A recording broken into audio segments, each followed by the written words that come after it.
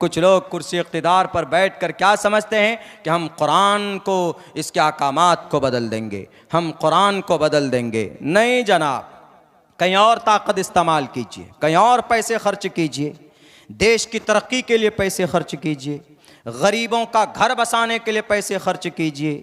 नहीं, एक मंदिर का निर्माण उद्घाटन क्या हो रहा है, अच्छी बात है, आपका आस्था है, अक़ीदा है, हम हर किसी के अक़ीदे का एहतराम करते हैं, लेकिन अक़ीदा दुनिया के अंदर सबसे बेस्ट और अच्छा किसी का है तो वो इस्लाम का और मुसलमानों का है। एक ही अक़ीदा हमारा, एक ही अल्लाह है। बांग्लादेश के मुसलमान से पूछिए, हाउ मेनी खुदा are there in your faith, तुम्हारे अक़ीदे में कितना खुदा है? वो कहेगा एक अल्लाह। कलिमा क्या है? ला इलाहा इल्लल्लाह मुहम्मदुर रसूलुल्लाह। श्रीलंका के मुसलमान से पूछो कि कितने खुदा को मानते हैं, कहेगा ला इलाहा इल्लल्लाह मुहम्मदुर रसूलुल्लाह। अरब के मुसलमान से पूछो, जापान के मुसलमान से पूछो, चाइना के मुसलमान से पूछो, इराक़ के मुसलमान से पूछो कि भाई तुम्हारा नबी कौन, आखिरी नबी कौन और तुम्हारा अल्लाह कौन? हर कोई कहेगा ला इलाहा इल्लल्लाह मुहम्मदुर रसूलुल्लाह। और दूसरे लोगों के खुदाओं से पूछो, भारत के अंदर कोई और खुदा है उसी मज़हब का, भारत के अंदर खुदा और श्रीलंका में खुदा बदल जाता है, खुदा ही बदल गया। नहीं, मैं दलील के साथ बोलता हूं, हमारे सनातन धर्मी भाई भारत के अंदर रामचंद्र जी को परमात्मा खुदा मानते हैं, हालांकि खुदा नहीं, वो मर्यादा पुरुषोत्तम थे। मर्यादा पुरुषोत्तम सत्यवती राम रामाय नमः। सीताराम की पूजा मत करो, बल्कि ईश्वर की पूजा करो। राम जिसको पूजता है उसकी पूजा करो। श्री रामचंद्र जी ने सीता अपनी बीवी को कहा। भारत के अंदर हिंदू भाई रामचंद्र जी को खुदा मानते, श्रीलंका में चले जाइए, वहां राम को राक्षस मानते हैं श्रीलंका के लोग, वहां रावण को खुदा माना जाता, हालांकि वह भी सनातन धर्मी है वहां पे। वाह, खुदा बदल गया। हमारा सिर्फ एक ही कहना है कि दुनिया का सबसे बेहतरीन संविधान, बेहतरीन किताब अगर किसी के पास है वो हमारे पास है, कुरान करीम की शक्ल के अंदर है। अल्हम्दुलिल्लाह, हमारा कुरान, पूरी दुनिया का कुरान ले आइए एक जगह, एक नुक्ते में फ़र्क नहीं पाएंगे आप, एक नुक्ते में। कुरान तो दूर की बात है, कुरान को अलग कीजिए, हदीस ले आइए आप, हदीस की किताब। हदीस की किताब पता है, सबसे बड़ी हदीस की, मोतबर हदीस की असाए सित्ता में से भी बड़ी किताब बुखारी है, उसकी भी हिफाजत होती है, हदीस की भी हिफाजत होती है। हालांकि हदीस डायरेक्टली अल्लाह तबारक व तआला ने नहीं कहा कि मैं इसकी हिफाजत करूंगा, अल्लाह के नबी की पूरी जीवनी और सुन्नत अहादीस के अंदर मौजूद है, लेकिन अल्लाह तबारक व तआला ने उसकी भी हिफाजत की है। मिसाल के तौर पर एक हदीस पढ़िए, बुखारी की सबसे पहली हदीस है, वो मशहूर हदीस है, इन्नमल अमालु बिन्नियात वाली हदीस है। इन्नमल अमालु बिन्नियात, अमाल का दारो मदार किस पर है? नीयत पर है। नीयत अच्छी है तो आमाल आप जो करते हैं उसको सवाब मिलेगा। मैंने ये हदीस 31 निस्बत से जनाब मुहम्मदुर रसूलुल्लाह से मैंने पढ़ी, मैं गिनाता हूँ, लिखिए, नोट कीजिए। जैसे कुरान की हिफाजत अल्लाह करता है, हदीस की भी हिफाजत अल्लाह करता है। मैंने ये हदीस अल्लाह के नबी से पढ़ी, बीच में वास्ता, 31 वास्तों के साथ हमने यह हदीस जनाब मोहम्मद रसूलुल्लाह से पढ़ी। हमने पढ़ी यह हदीस मुफ्ती सईद अहमद साहब पालनपुरी रहमतुल्लाहि अलैह, दारुल देवबंद के शेख थे। कोरोना के ज़माने में उनका इंतकाल हुआ और बहुत आसान करके पढ़ाते थे, उनका दर्स बहुत मकबूल था उनके ज़माने में।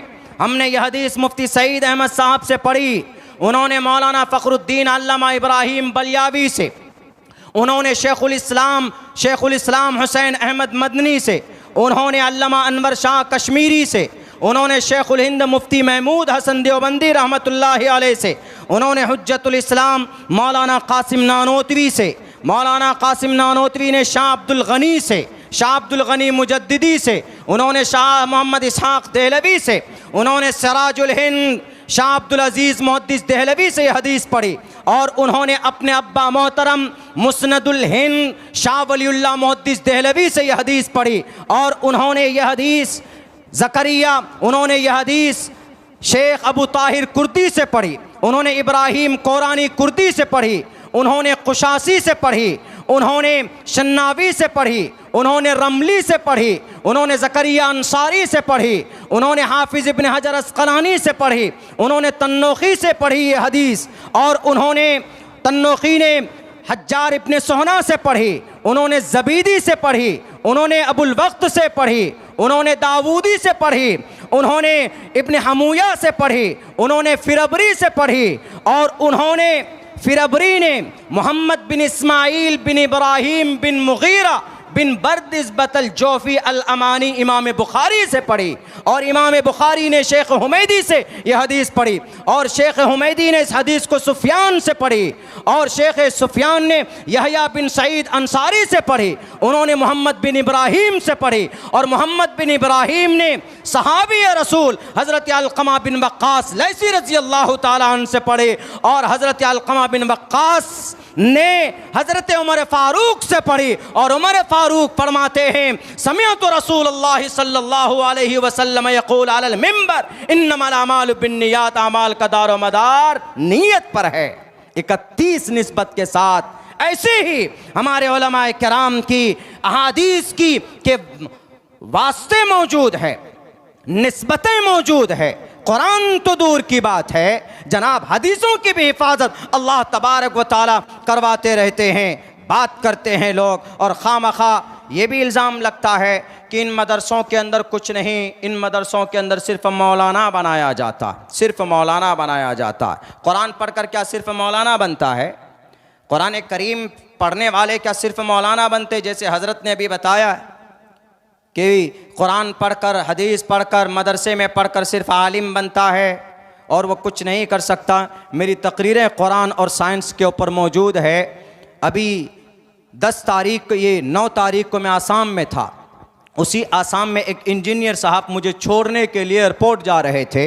उन्होंने कहा कि मौलाना आपने तकरीर में ये बात कही कि हमारे सोलर सिस्टम में 8 जो ग्रह है हमारे सोलर सिस्टम में, तो उसके अंदर ग्रह का नाम आपको याद है? हमने कहा कि हाँ याद है। मैंने ग्रह का नाम बताया। ग्रह का नाम जैसे सूरज है, चांद है, वीनस है, जुपिटर है, वगैरह वगैरह, ये पृथ्वी भी है उन्हीं में से। तो हमने कहा कि ये, बोला हाँ आपको तो याद है। उन्होंने कहा कि मौलाना ये सब चीज़ों के ऊपर हम तहकीक क्यों नहीं करते? हमने कहा कि तहकीक क्यों नहीं करते? हमने कहा कि वीनस को किसने खोज कर बताया? बताओ तो ज़रा, वीनस जो एक ग्रह है इसको कौन खोज कर निकाला? बोला हमें मालूम नहीं। हमने कहा कि इब्न हैसम ने दूरबीन के ज़रिए से वीनस ग्रह को खोज कर दुनिया को बताया। और पता ये इब्न हैसम कौन थे? ये इब्न हैसम कुरान पढ़ना जानते थे, मकतब में इन्होंने तालीम हासिल की थी ये इब्न हैसम। बोला और कोई बड़ी बात बताइए। हमने कहा और बड़ी बात सुनना चाहते हो? अरे और बड़ी बात यह कि चश्मे की ईजाद इब्न हैसम ने की है। इब्न हैसम ब्रेड हर्डली की किताब है 336 सफ़े की, द नॉलेज ऑफ ऑप्टिक्स, पढ़ो पता चलेगा। शेख हुसैन इब्न अली सीना हाफिज कुरान, जिनकी किताब पढ़कर MD डॉक्टर बनता है, जिनकी किताब पढ़कर लोग MBBS बनते हैं, हाफिज कुरान। अंग्रेजी में कोई बात करता है तो तुर्रम खां समझते हो? अंग्रेजी जुबान सीख लेने से कोई तुर्रम खां नहीं बनता। जुबान सीखना कोई बड़ी बात नहीं है। इंसानियत है कि नहीं है, पेशा क्या है, काम क्या है, इंसान अपने काम से आगे बढ़ता है, इंसान अपने काम से पहचाना जाता है। इंसान बॉडी से, इंसान कपड़ों से नहीं पहचाना जाता। यही कासिमुल उलूम जिस के नाम पर है, दारुल देवबंद से जो फारिग होते हैं उनको कासमी कहा जाता है। कासमी क्यों? क्योंकि बानी, बुनियाद रखने वाले मौलाना कासिम नानोतवी रहमतुल्लाहि अलैह थे। मौलाना कासिम नानोतवी, कासिम नाम है, नानोता उनके गांव का, कस्बे का नाम है। कासिम नानोतवी इसलिए कहा जाता है उनको। जैसे मैं अब्दुल्ला सालिम कासमी दारुल देवबंद से मेरी फरागत हुई। जैसे मुफ्ती साहब हैं कासमी हैं, और मौलाना साहब हैं मज़ाहिरी हैं, जो सहारनपुर से फारिग होता मज़ाहिर से उनको मज़ाहिरी बोलते हैं, जो नदवे से होता उनको नदवी बोलते हैं।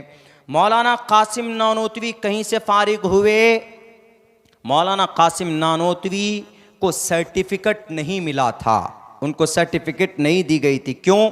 वो जिस अरबी मदरसे में पढ़ते थे दिल्ली के अंदर, तो उस अरबी मदरसे की देखभाल उस वक्त अंग्रेज़ों के हाथ में था, उसकी निगरानी करना। तो मौलाना कासिम नानोतवी पतले थे, एकदम पतले। 49 साल उनकी उम्र हुई, एक कम 50, एक कम 50, 49 साल की उम्र में चले गए इस दुनिया से। पतले थे, एकदम बिल्कुल पतले थे, मोटे कपड़े पहनते थे, यानी ऐसे लगते थे देखकर आप पहचान नहीं पाएंगे कि ये इतना बड़ा हुज्जतुल इस्लाम, बड़े बड़े पढ़े लिखे बड़े बड़े पंडितों के छक्के छुड़ा देते थे जब वो मुबासा करने पर आते थे, जब वो डिबेट के मैदान में आते थे। पंडित दयानंद सरस्वती तो नाम सुनकर भागता था कि कासिम नानोतवी आ रहा है, तो एक जगह से दूसरी जगह टपला बजाता था, भाग जाता था। बहुत पतले थे, बहुत पतले। लेकिन कासिम नानोतवी, पता है उस